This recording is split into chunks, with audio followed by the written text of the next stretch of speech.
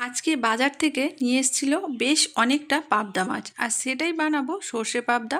আর তোমাদের সাথে শেয়ারও করব। আমি কিন্তু এই একটা রেসিপি জানি পাবদা মাছের, আর তোমরা কে কেমনভাবে বানাও আমাকে কিন্তু কমেন্ট করে জানিও। পাবদা মাছটা ধুয়ে ভালো করে নুন হলুদ আর একটু সর্ষের তেল মাখিয়ে আধ ঘন্টা রেখে দিয়েছিলাম। তারপরে একটা ফ্রাই প্যান বসিয়ে সর্ষের তেল দিয়ে মাছগুলো একে একে ভেজে নিয়েছি। এরপরে একটা আমাদের সর্ষে পোস্তর পেস্ট বানিয়ে নিতে হবে। তার জন্য সর্ষে পোস্ত কাঁচা লঙ্কা অল্প একটু নুন দিয়ে একটা মিহি পেস্ট বানিয়ে নিয়েছি।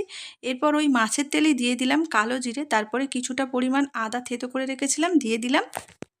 তারপরে দিয়ে দিলাম নুন, কাশ্মীরি লঙ্কার গুঁড়ো, হলুদ গুঁড়ো। ভালো করে কষিয়ে দিতে হবে সর্ষে পোস্ত বাটা। তারপরে আর কি জল দিয়ে বেশ কিছুক্ষণ ফুটে গেলেই মাছগুলো দিয়ে 3 থেকে 4 মিনিট ফোটালেই কিন্তু রেডি হয়ে যাবে। আর এই পাবদা মাছ তো খুব নরম হয়, তাই বেশিক্ষণ ফোটাবার দরকার নেই। তাহলে রেডি হয়ে গেল সর্ষে পাবদা। কেমন হয়েছে রেসিপিটা আমাকে কিন্তু কমেন্ট করে জানিও। আর যদি ভালো লাগে তোমরাও বাড়িতে বানিও। আজকের মতন টাটা, আবারও দেখা হবে নতুন কোনো ভিডিওর সাথে।